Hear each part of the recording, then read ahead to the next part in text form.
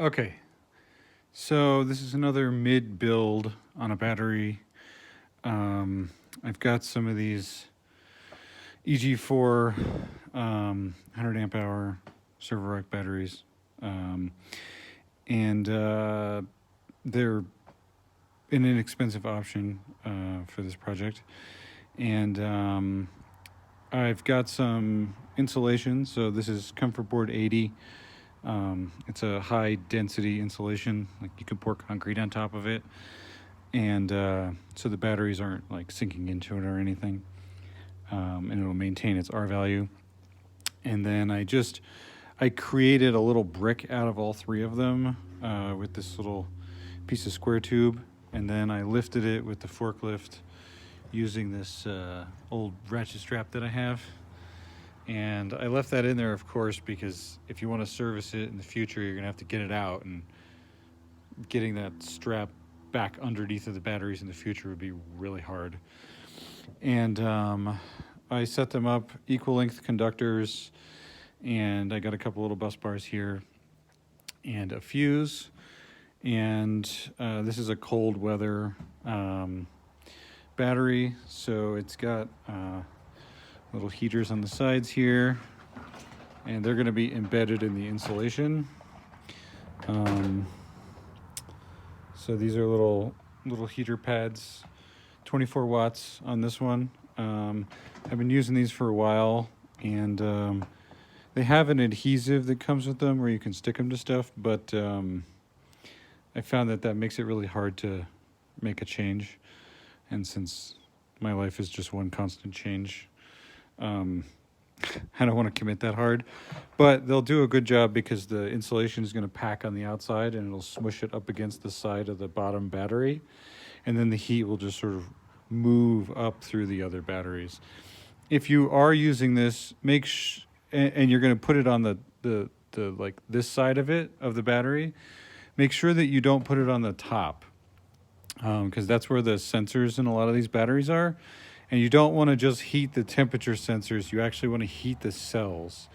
So make an arrangement for the heater so that it's like on the bottom of the pack here, would be fine, so that it heats through all of the battery cells before it gets to the temperature sensor. Because just tricking this temperature sensor into turning the battery on for charging, that's not healthy. You want to actually have the battery be warm, not just that you're getting away with it. So yeah, this is a 4 gauge here, and it's got a 200 amp fuse and then 2 gauge to the inverter. So this one's going to be outside.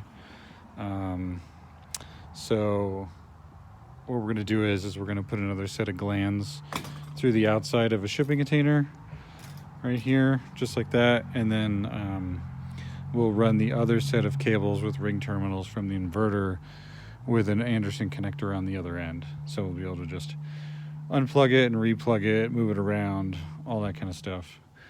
And I've got a 6 kilowatt inverter on this, and some panels on the south side of a container. I might get a full system video, maybe.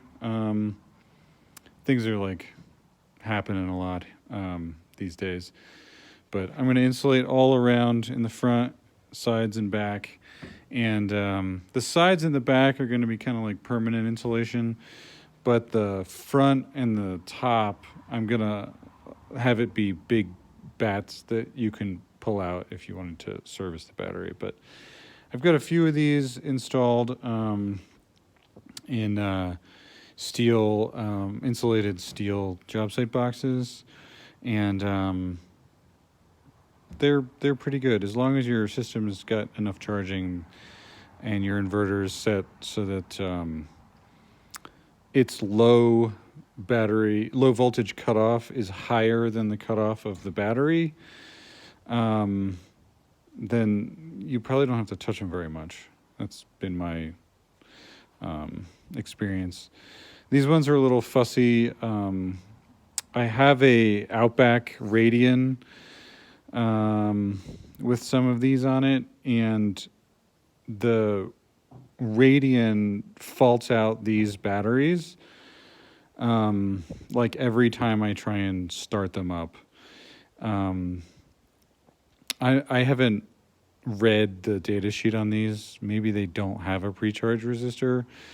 I'm not even sure. That might be a higher end battery option. But they don't act like they have a pre-charge resistor, and so as soon as the Radian connects, they fault out for overcurrent. Even if I've got up to 4 of them in parallel, it'll still fault out.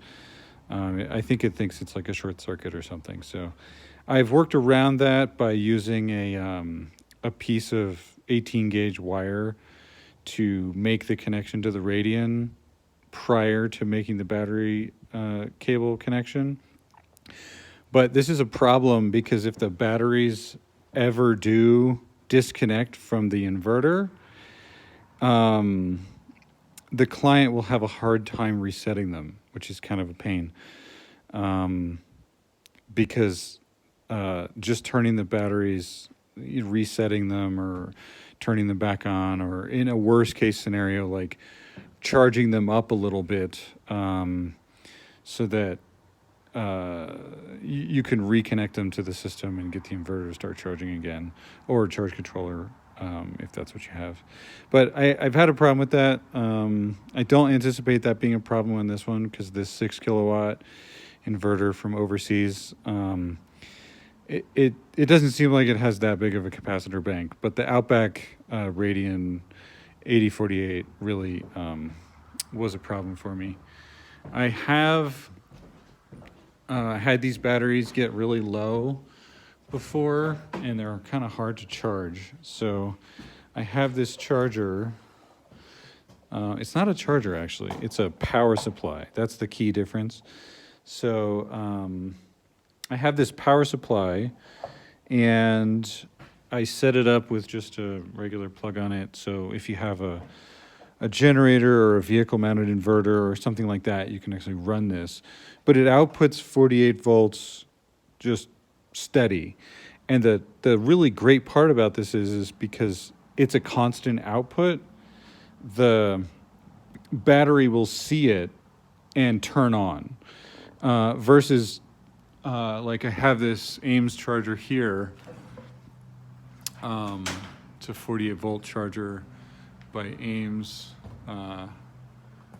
It's a really great charger, and it will charge the batteries up really well. It just won't turn on when a battery has gone below its minimum threshold disconnect voltage. But because this is a power supply and it's constantly outputting power, it'll trick the battery into turning on. And then once the battery turns on, this will charge it up like 10% or something like that, because it only outputs 48 volts, so it's not going to charge the pack, but it will revive a dead pack. Sometimes I'll get a client where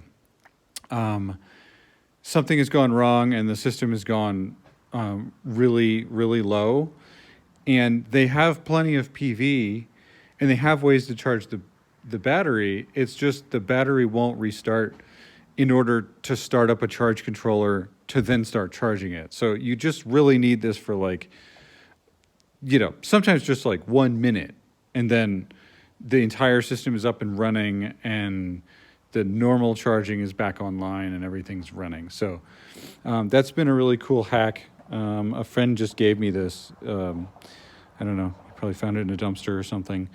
But it's been a lot of help, that one, because you can run it with just almost anything. I have some small little inverter systems like this right here that connects to a battery pack that's in that box right there. And so you could take this inverter and that battery and that power supply to the client, and then you could get their system back up and running really pretty easily, even if it's like full blackout. So that's pretty cool. So anyway, I'm going to insulate this now, and I'm going to put a little thermostat on these heaters and clean up some of this wiring, and then I'm going to forklift this over to the site. So, yeah, that's the plan. Hope that was helpful. Thanks. Bye.